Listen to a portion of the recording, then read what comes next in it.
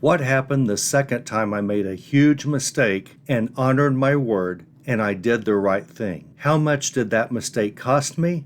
It made me thousands of extra dollars. This'll just blow you away. I have to laugh. Some of you are so funny. I uploaded a video recently about a huge mistake I made and what I did to correct it. The mistake was in my buyer's favor, not in my favor. It wasn't at all in my favor. It was a 10x mistake. I told you I honored my mistake. It was my mistake. My buyer didn't mess up. My consignment client, this was a consignment item. He didn't mess up. I messed up. So I paid for my mistake. I sold the item far less than I wanted to, 10 times less. And a lot of you said you wouldn't have done that. You would have canceled the sale. That's fine. No problem. You know thyself. That's okay. This is a judgment-free zone. I promise I will never charge you money to judge and rebuke you.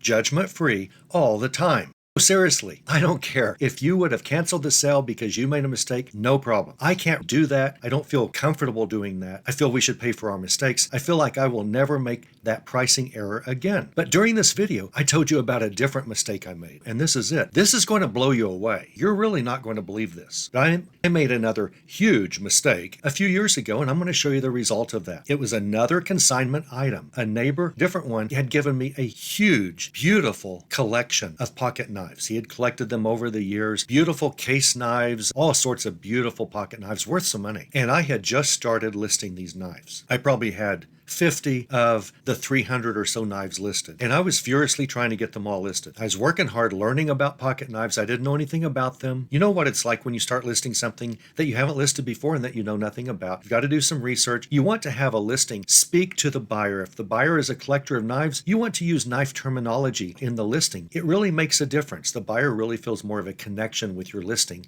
whenever you use good terms. Like you don't say it's a knife case if the knife has a protective cover for its blade. You call that a sheath because that's what knife people call those, sheaths. Just little things like that. I wanted to always get the verbiage right because I wanted my buyers to know they could trust me. I was trying to do more than just say, here's a knife, here's a picture, here's how much I charge. So I had 50 or 60 of them listed. I had a ton of them left to list, and I saw I could send a potential buyer an offer, and this was not a real expensive knife, but I sent him an offer that was 87% less than I meant to send him. 87, if I remember the number right, 87% under what I wanted to offer him. I don't remember if I had a decimal point wrong or just didn't type a number. I don't know, but I know I sent him an incredibly cheap. Same situation as my other mistake. It was a consignment client. I didn't realize I'd made that mistake. But within seconds, someone bought that knife. And I thought, wow, I really did sell this one way under what I should have. And when I saw my mistake, what am I going to do? I'm going to honor my word. That's what I'm going to do. I made the mistake. I'm never making that mistake again. I have never sent an offer since that I did not, before clicking send,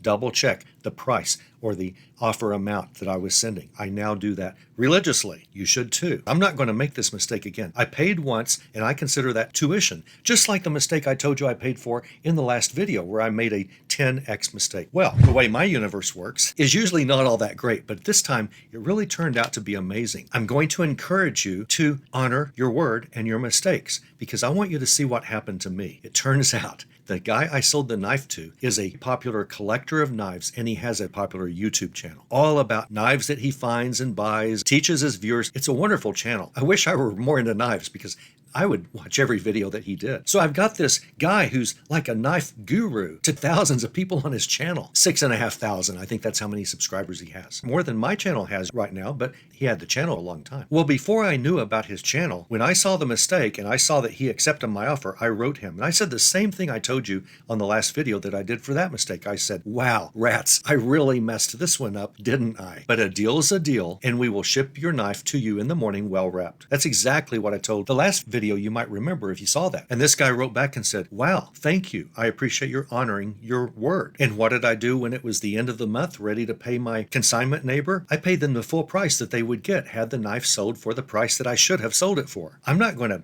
take away from my neighbor because I made a mistake. I'm not going to take away from my buyer because of my mistake, whether I liked it or not. And I would rather not have honored my word, but I honor my word. Well, what you need to know is the end result of honoring my word and sticking to the offer that I sent. You need to know what happened by me not canceling that sale. I made thousands of dollars faster than I ever would have had I not made that one mistake. You know why? Because this guy made a video of what happened. and he told his buyers, this guy's got a lot of knives. This guy is honest as the day is long. You can trust this guy. It was described accurately. Everything about this eBay account, you need to go look at his knives. And they did. His buyers bought a lot of my knives. These are knife collectors who understand value. They understand that I was never overpricing anything, but I was asking full value. Sometimes they would make an offer. I would usually take it, but I sold a whole bunch, and pretty much that whole collection went to all of his viewers for the next few weeks. I was furiously listing after that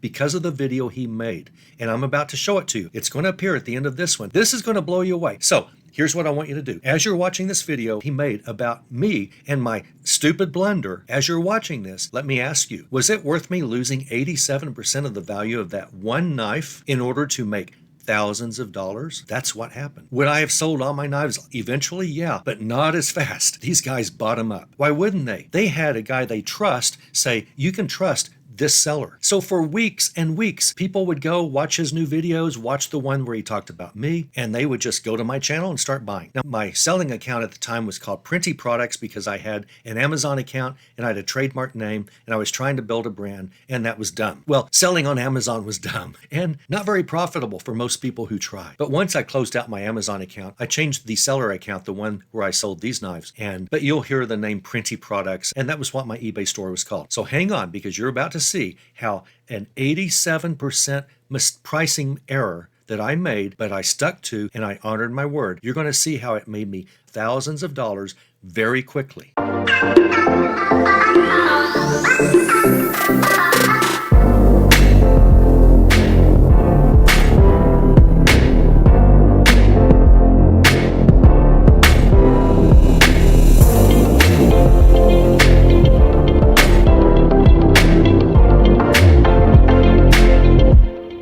Hi guys, Knife Detector here, and if I've said it once, I've said it probably over 5 times in my videos. In the knife game, sometimes you win some, and sometimes you lose some, my friends. And you got to be prepared for that, because some days are going to be better than others. That's the way the knife game is, and that's the way life is.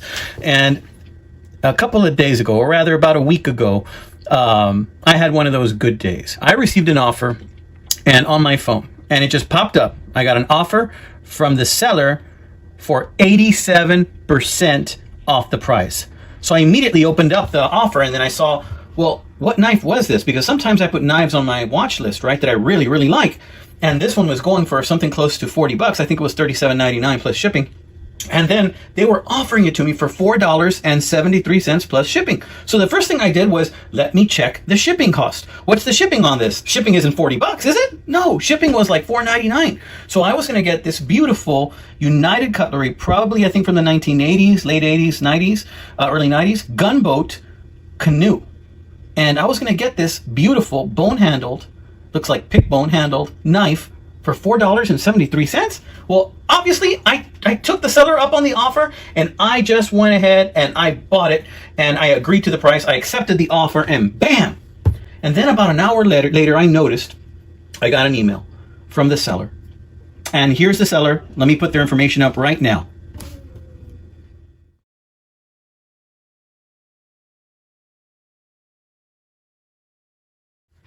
This incredibly honest, incredibly awesome seller on eBay went ahead and said, oops, that was our mistake, but you were right to take that offer. And they went ahead and they said they were going to ship it to me. They said a deal's a deal, and they shipped it to me. And I got to admit, I felt a little bit guilty taking that deal, but I kind of saw it as, this is an awesome blessing. I'm going to go ahead and take this blessing, and I'm going to accept it.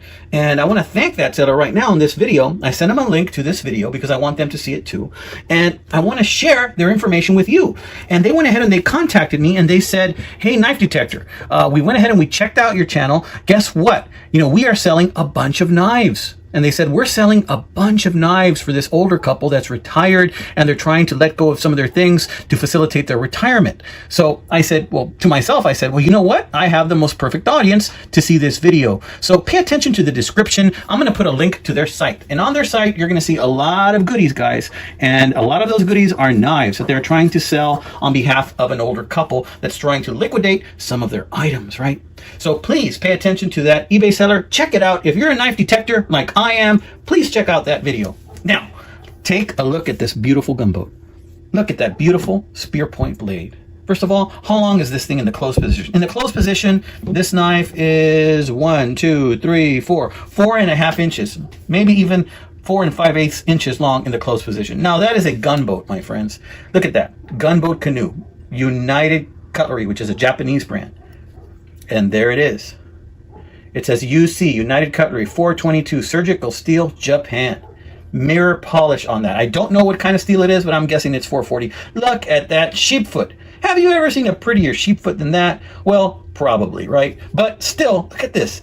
It's got this kind of laser etching on there of a boat, kind of like an old schooner or something like that. It's just gorgeous, guys, and this thing is in new condition. And look at that pick bone right there. You can see there that the bone handle is showing some of its age, right? Look at that. Beautiful. Never used. Never used. Is it sharp? You know, it's okay sharp. It's the kind of sharp where if you were to strop it, you'd get it really sharp. Does it snap open? Oh, yeah, that is a firm snap. No play. Let's see if it snaps closed. Look at that. Look at that. Let's just close this one first. Does this snap closed? Yes. Look at how it looks just using the sheep's foot. With just the sheep's foot open, look at that. Isn't that a beauty? Oh my Jesus, look at that. Wow. Okay, let's open this up all the way. Let's close the sheep's foot. And when you have all the blades open, you got to be careful, guys, because they do bite, these knives. They do bite. It's got a bit of a half stop. Boom! Powerful guillotine right there. And look at that. That's how it looks with just the spear point open. Look at all of my ugly fingerprints all over this knife. This is just a gorgeous beauty right there. You know, I would have been, you know, tickled to death to get this knife at $37, but I got it for $4.73, my friend. And that's because of the generosity of the sellers on the description of this video.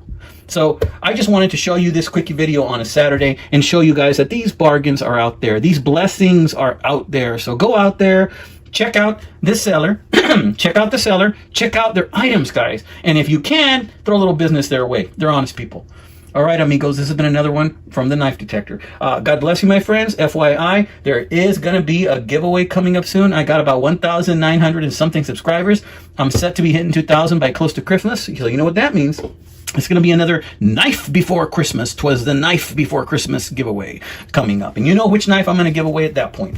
And just a little reminder, yeah, a couple of my buddies might be receiving a little something in the mail. It's not a knife, but you might like it anyway. And I'll tell you more about what that is on Monday. And incidentally, a couple of my buddies might be receiving it on Monday. I wish it was all my buddies, but I only had a few of those to give out. And there will be other blessings later. All right, amigos, have a wonderful, wonderful weekend ahead of you. Good detecting, my friends. Take care. God bless.